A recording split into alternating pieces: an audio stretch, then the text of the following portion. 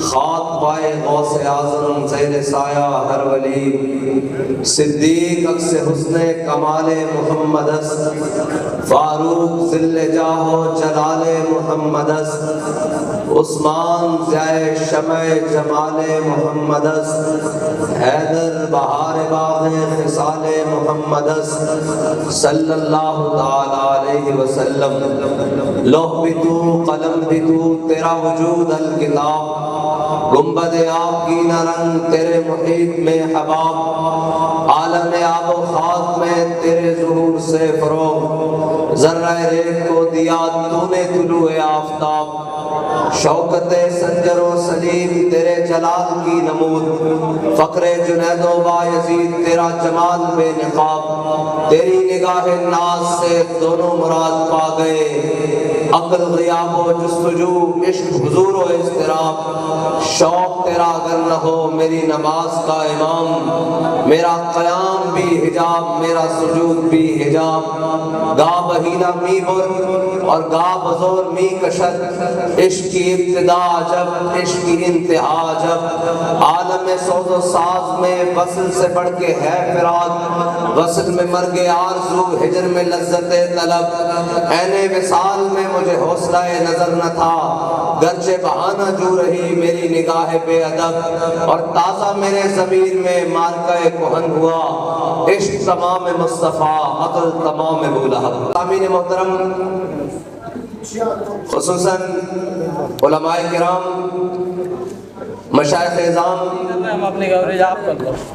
تاجران حیدرآباد اور وکلاء اور تمام سیاسی و سماجی حلقوں سے تعلق رکھنے والے تمام احباب، آج ہم سب ایک نظریے پر جمع ہیں، اور وہ نظریہ جو ہمارے بڑوں نے جس نظریے پر اس وطن عزیز پاکستان کو حاصل کیا، اور وہ ایسا نظریہ نہیں کہ رات کو خواب آیا قائد اعظم محمد علی جناح کو اور صبح پاکستان تعمیر ہو گیا، بلکہ وہ نظریہ وہ ہے جس پر 10 لاکھ مسلمانوں کی قربانیاں شامل ہیں، وہ نظریہ وہ ہے جس کے اندر علماء و مشائخ کا خون شامل ہے، وہ نظریہ وہ ہے جس کے اندر عوام کی قربانیاں شامل ہیں، وہ نظریہ وہ ہے جس کے اندر بڑے بڑے شیوخ اور بڑے بڑے سادات اور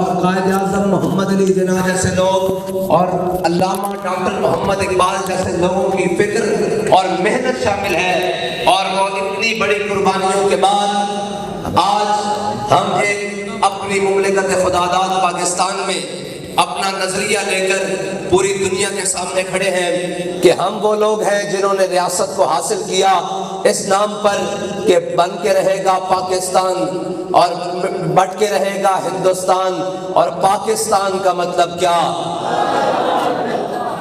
بھائی دیکھیں، میں بڑی دور سے سفر کر کے آیا ہوں، آپ سے زیادہ تھکا ہوا ہوں، لیکن کام ہے ان کے ذکر سے یوں ہوا یا یوں، ذوق مانا مگر یہ ظالم دل ان کے رستے میں تو تھکا نہ کرے۔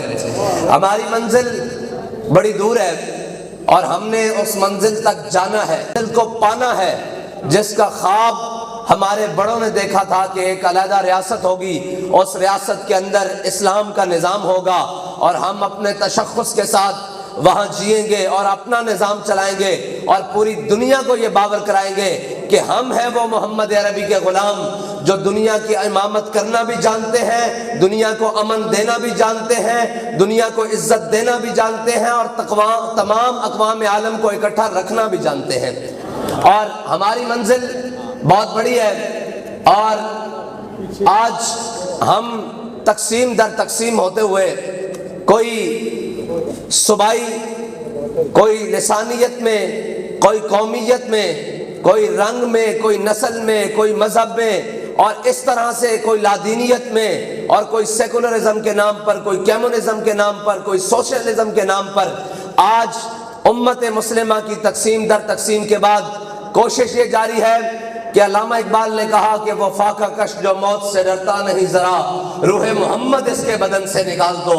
آج افرنگی سامراج تقریباً 100 سال حکومت کرنے کے باوجود اپنی باقیات ہمیں دینے کے بعد بھی آج اس کی باقیات یہ اس بات پر تلی ہوئی ہے کہ یہ پاکستان اسلام کے نام پر نہیں بنا، یہ پاکستان تو روٹی اور کپڑا اور مکان کے لیے بنا ہے۔ یہ پاکستان جناب ایک نعرہ لگایا رات کو اور صبح اٹھ کر پاکستان بن گیا، حالانکہ روٹی اور کپڑا مکان تو ہندوستان میں بھی مسلمانوں کو میسر تھا، اور ان کے گھر بھی تھے، جائیدادیں بھی تھیں، لیکن وہ اپنی جائیدادیں چھوڑ کر ہجرت کر کے لٹے پٹے قافلوں کے لیے لٹے پٹے قافلوں کے ساتھ پاکستان میں اس لیے آئے تھے، مہاجر بن کے اس لیے آئے تھے کہ پاکستان ایک ایسی سرزمین ہوگی جہاں ہمیں ہمارے دین کے مطابق ہمارا نظام ہوگا اور ہم وہاں آزاد زندگی بسر کر سکیں گے۔ سالوں کے اندر پچھلے 76 سالوں سے زائد عرصہ گزر جانے کے باوجود آج بھی ہمارے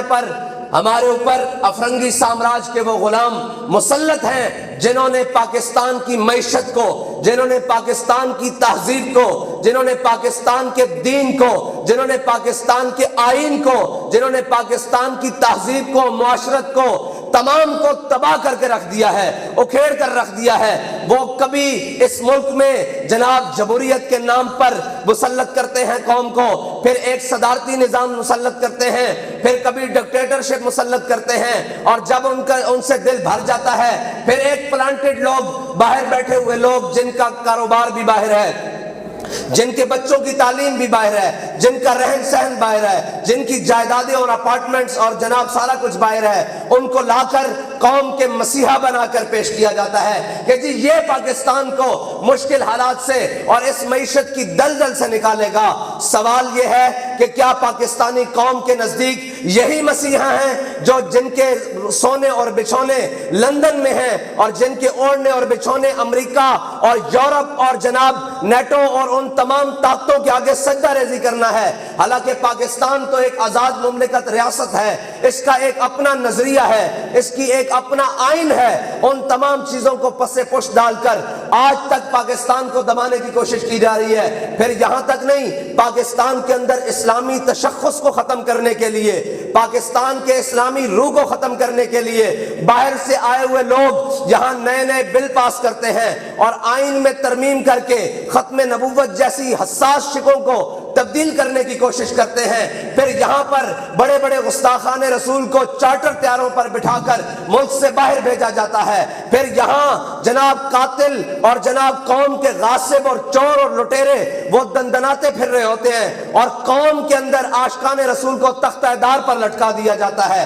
پھر قوم کی بیٹیوں کا عافیہ صدیقی کی صورت میں امریکہ کے حوالے کر کے سودا کیا جاتا ہے۔ قوم کی عزت، قوم کی غیرت کو غیروں کے ہاں رکھوا کر اور ڈالر کمائے جاتے ہیں۔ پاکستان ان مقاصد کے لیے تو حاصل نہیں ہوا۔ اس مملکت کے اندر تمام عاشقان رسول کے اوپر اور تمام غلامان مصطفیٰ جو کہ پاکستانی قوم بحیثیت غلامان مصطفیٰ پوری دنیا میں اپنا تشخص رکھتی ہے، ان کی عشق رسول کو مٹانے کے لیے اور ان کے عشق رسول کو قدغن لگانے کے لیے پھر پوری دنیا سے ایسے قوانین لائے جاتے ہیں، اور یہاں پر وہ لوگ پلانٹ کیے جاتے ہیں جو صبح شام بیٹھ کر کہتے ہیں کہ جی ناموس رسالت کا مسئلہ، ہم بھی بڑے عاشق رسول ہیں، ہم بھی بڑے عاشق رسول ہیں، لیکن جب ان کے عشق رسول کا جناب سامنے تصویر شائع ہوتی ہے تو ان کا عشق رسول نہیں ہوتا، بلکہ وہ عشق امریکہ اور عشق ڈالر میں اور عشق جناب یورپ اور عشق روس میں اور اپنی تمام قوم کی عزت رکھوالی رکھوا کر اور یہاں آ کر حکمرانی کرنے کے قابل ہو جاتے ہیں۔ آج پاکستان یہ سنتے آ رہے ہیں کہ پاکستان نازک موڑ سے گزر رہا ہے، وہ نازک موڑ کب ختم ہوگا؟ ڈکٹیٹرشپ آئی تو کہا گیا پاکستان نازک موڑ سے گزر رہا ہے، وہ گئے تو جناب یہاں پر بہت بڑے بڑے نامی گرامی سیاستدان آئے اور انہوں نے کہا جی پاکستان نازک موڑ سے گزر رہا ہے، وہ بھی چلے گئے۔ پھر اس کے بعد حکومتیں آئیں، حکومتیں در حکومتیں آئیں، 30 سال تک ادھر جناب ایک ایک صوبے پر ایک ایک جناب صوبے کے اوپر پوری جناب جماعتیں مسلط ہیں اور ان کا نازک دور ختم نہیں ہو رہا۔ نازک دور ان کا نہیں ہے، نازک دور تو قوم کا ہے۔ قوم نازک دور سے گزر رہی ہے، ان کی تو عیاشیاں بھی سلامت ہیں، ان کے تو جناب بینک اکاؤنٹس بھی سلامت ہیں، ان کے جناب مستقبل بھی جن کو وہ مستقبل کہتے ہیں جو انہوں نے خود ساختہ مستقبل پوری دنیا میں بنا رکھے ہیں، وہ سارے سلامت ہیں. لیکن پاکستانی قوم کی آج صورتحال دیکھیں، پوری دنیا ہمارا ہمسایہ ملک میں دیکھیں، وہ جناب ہیومن ریسورسز پہ کام کر رہے ہیں، لیکن ہمارے لوگ آج بھی سڑکیں بنانے پر تلے ہوئے ہیں. آج بھی ان سے نالی کے نام پر ووٹ لیا جا رہا ہے، آج بھی ان سے سٹریٹ لائٹ کے نام پر ووٹ لیا جا رہا ہے، آج بھی ان سے سکول کی اسامیوں کے اندر ووٹ لیا جا رہا ہے، آج بھی ان سے جناب سڑک پر، نالی پر اور جناب تھانہ کلچر اور پٹوار پر ووٹ لیا جا رہا ہے. 76 سالوں میں ان مسلط رہنے والوں نے پاکستانی قوم کو اس سطح پر لا کر کھڑا کر دیا ہے کہ وہ 2 وقت کی روٹی کو سوچے بغیر نہ کسی کے ساتھ چلنے کے لیے تیار ہے، نہ اپنے مسائل کو کسی کے سامنے بیان کرنے کے لیے تیار ہے. تو کیا ایسے طرز حکمرانی ہوتی ہے؟ کیا ایسے حاکم ہوا کرتے ہیں قوموں کے؟ کیا ایسے ریاستیں چلا کرتی ہیں؟ کیا ایسے جناب ملکوں کی ترقی ہوتی ہے اور ملک دنیا کے اندر امام بن کے پیش کیے جاتے ہیں؟ ہرگز نہیں. یہ طریقہ ہے حکومت، یہ طریقہ ہے جناب ریاست، اور یہ طریقہ ہے جناب معاشرت اور تہذیبیت، یہ ایسے نہیں چلے گا. ہم اپنے بڑوں کے وارث بن کر میدان میں ہیں، اور ہم ہر ظالم کے آنکھ میں آنکھ ڈال کر یہ بات کر رہے ہیں کہ مر جائیں گے، ظالم کی حمایت نہ کریں گے، احرار کبھی ترک روایت نہ کریں گے. نہ ہم شیخ، نہ ملا، نہ مصاحب، نہ لیڈر جو خود نہیں کرتے وہ ہدایت نہ کریں گے. یا رسول اللہ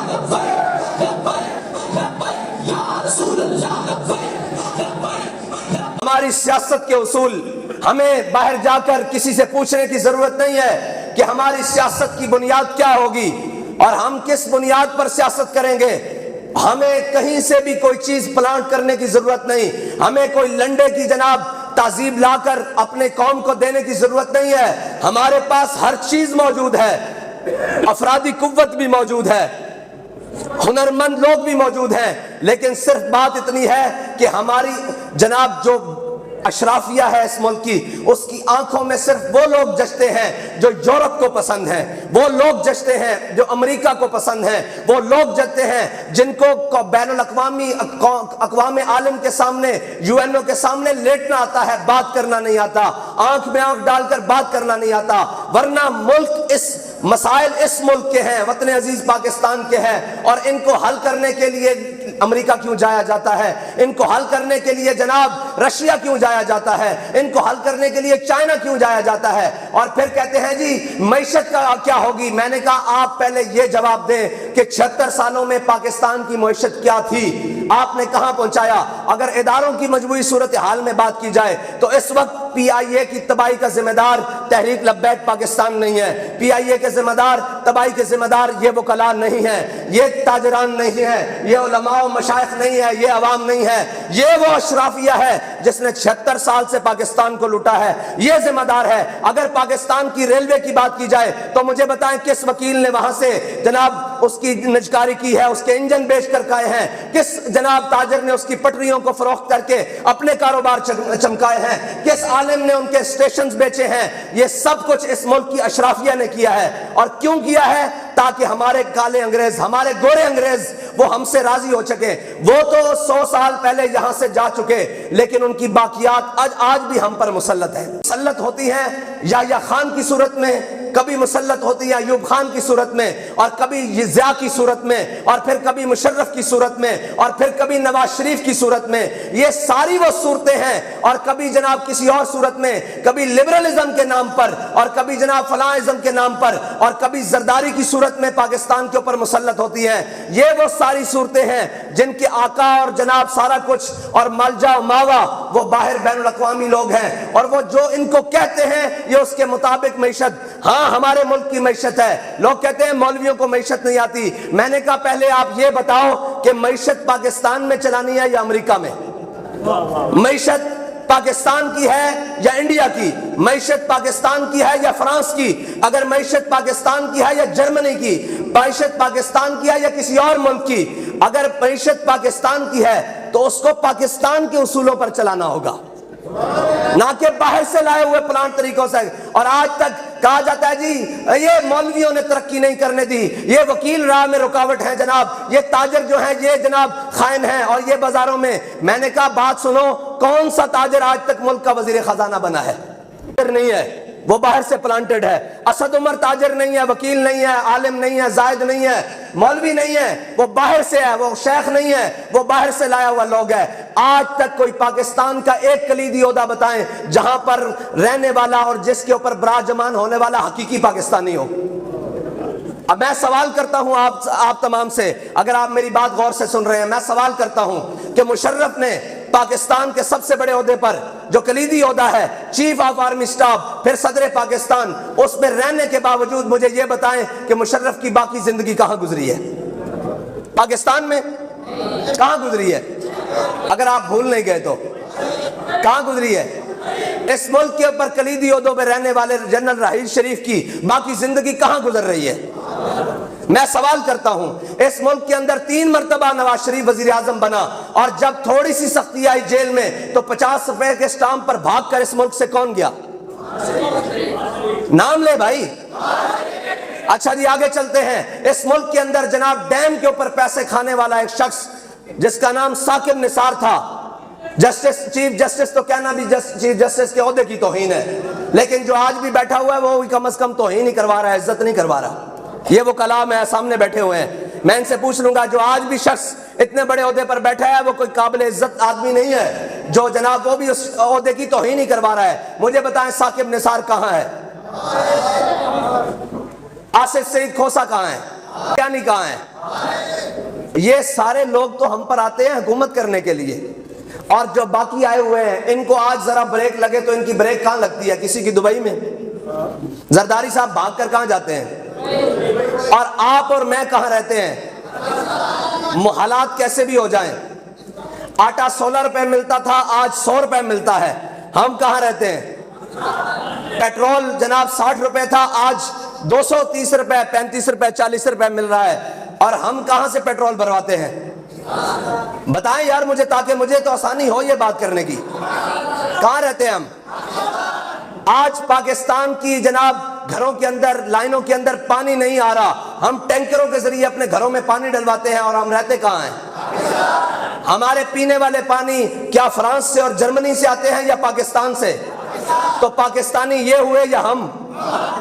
تو ان کا ہم پر حکومت کرنا فرض ہے یا ہمارا حکومت اس ملک کے اوپر کرنا فرض ہے؟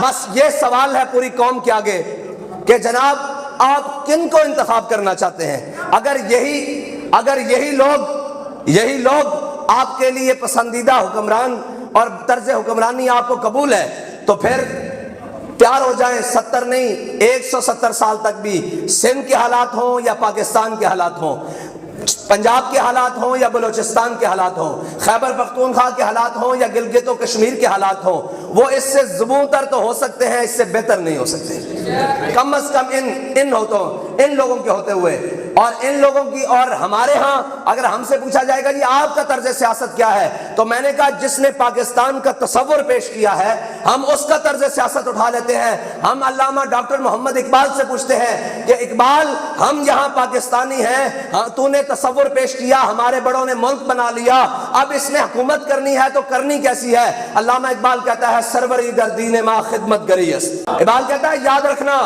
ہمارے نظریے میں حکومت کا صرف ایک ہی مقصد ہے, وہ ہے خدمت. اور اقبال خدمت کا طرز کیا ہے؟ وہ کہتا ہے عدل فاروقی و فقر حیدریت. کہتا ہے عدل فاروق اعظم والا ہونا چاہیے اور حکمرانوں کے لیے فقر حیدر کرار والا ہونا چاہیے.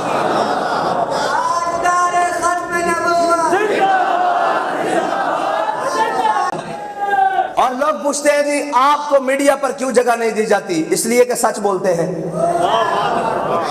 جس دن جھوٹ بولیں گے میڈیا کی زیب و زینت کے پہلے صفحے پر. 2 وجہ ہیں کہ تحریک لبیک میڈیا کے جناب ہاٹ ٹائم میں, جناب کیا کہتے ہیں, سپریم ٹائم کیا کہتے ہیں جی, پرائم ٹائم میں جب جناب تحریک لبیک کی خبریں آنا شروع ہو جائیں تو یا سمجھ لیجئے گا کہ ہم نے تحریک کا سودا کر دیا ہے, اپنے نظریے کا سودا کر دیا ہے, یا پھر دین تخت کے اوپر آ گیا ہے. دوسرا راستہ نہیں ہو سکتا. ابھی تو ہم بات کرتے ہیں, ہماری بات سنانے کے لیے کوئی تیار نہیں.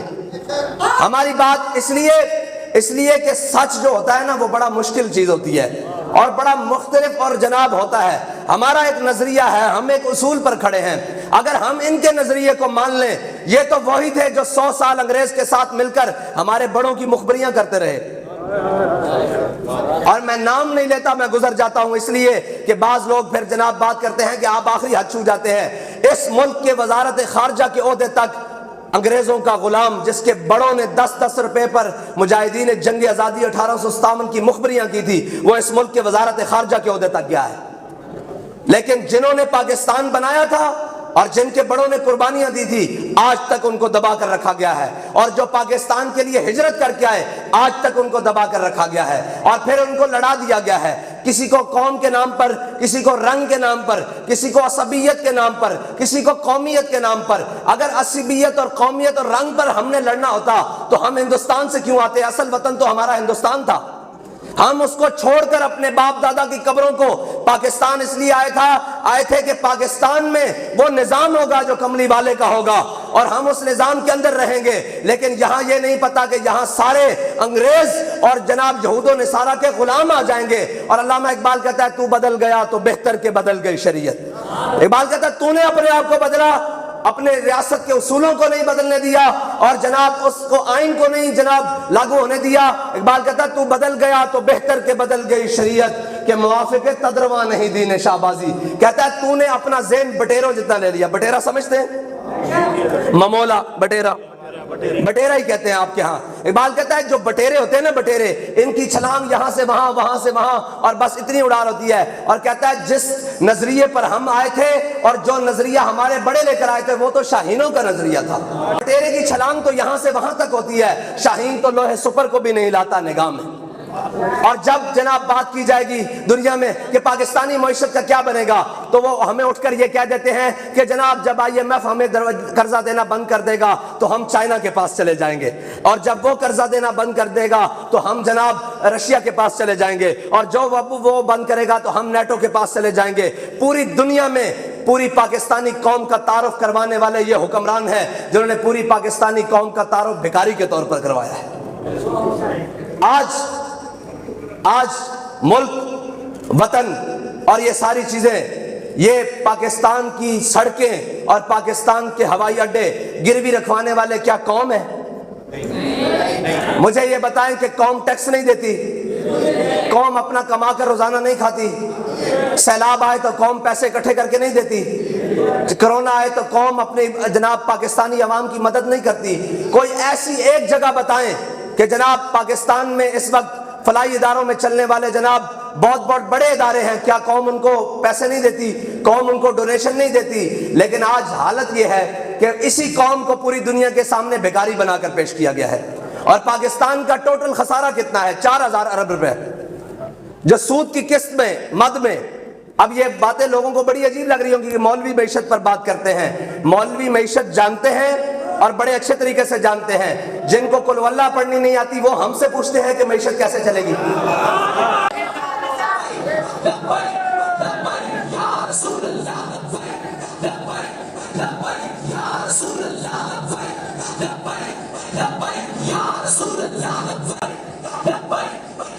اور حکمرانی پاکستان کے اندر ہو، حکمرانی سندھ و بلوچستان ہو، پنجاب ہو، خیبر پختونخوا کے اندر ہو، لیکن باپ کی علیحدہ ملیں ہوں، بیٹوں کی علیحدہ ملیں ہوں، یہ تو نہیں ہو سکتا نا بھائی۔ ہم جس معیشت کو جانتے ہیں وہ اسلام کی معیشت ہے۔ حضرت فاروق اعظم اپنے زمانہ اقتدار میں، زمانہ خلافت میں، حضرت فاروق اعظم مدینہ پاک سے نکل کر ایک باہر منڈی میں گئے، وہاں دیکھا کہ بڑے سارے اونٹ لائے گئے ہیں بیچنے کے لیے۔ سارے اونٹوں کی صحت ایک جیسی ہے، لیکن چند اونٹ ایسے ہیں جن کی صحت بڑی مضبوط ہے اور بڑے جناب لہیم و جسیم ہیں، بڑے طاقتور ہیں، بڑے خوبصورت ہیں، بڑے پلے ہوئے ہیں۔ انہوں نے کہا، حضرت فاروق اعظم نے پوچھا یہ اونٹ کس کے ہیں؟ انہوں نے کہا یہ اونٹ آپ کے بیٹے عبداللہ بن عمر کے ہیں۔ انہوں نے کہا یہ اونٹ یہاں کیا کر رہے ہیں؟ انہوں نے کہا آپ کے بیٹے نے یہاں کسانوں سے بات کی ہوئی ہے، وہ اپنے اونٹ یہاں بھیجتے ہیں اور کسان یہاں پالتے ہیں، پھر جو نفع آتا ہے وہ عبداللہ بن عمر لے جاتے ہیں اور جو قیمت ہوتی ہے کچھ بچت وہ ان کسانوں کو دے جاتے ہیں۔ حضرت فاروق اعظم نے کہا عبداللہ بن عمر کو یہیں پر بلاؤ، اسی منڈی کے اندر ابھی طلب کرو اپنے بیٹے کو۔ کہا ادھر آؤ بیٹے۔ انہوں نے کہا ہاں بھائی یہ باقی اونٹ کھڑے ہوئے ہیں، ان کی صحت اتنی اچھی نہیں ہے، تمہارے اونٹوں کی اچھی کیوں ہے؟ اسی چراگاہوں میں یہ باقی سارے اونٹ بھی چرتے ہیں اور وہی اناج کھاتے ہیں جو تمہارے اونٹ کھاتے ہیں، لیکن ان کی صحت اچھی کیوں ہے؟ تو انہوں نے کہا جناب ذرا زیادہ خیال رکھتے ہیں کسان میرے اونٹوں کا۔ تو حضرت فاروق اعظم کہنے لگے تمہارے اونٹوں کا کسان زیادہ اس لیے خیال رکھتے ہیں کہ تم خلیفۃ المسلمین کے بیٹے ہو، امیر المومنین کے بیٹے ہو، اس لیے تمہارے اونٹوں کا خیال زیادہ رکھا جاتا ہے۔ ابھی ان اونٹوں کو فروخت کرو اور جو ان کی قیمت ہے ان کے برابر قیمت تم رکھ لو، جو باقی زیادہ قیمت میں یہ بک رہے ہیں وہ جا کے بیت المال میں جمع کرواؤ۔ کے قائل ہیں بھائی، ہم تو اس نظام کے قائل ہیں کہ حضرت جناب سیدنا صدیق اکبر اپنے گھر میں کھانا کھا رہے ہوں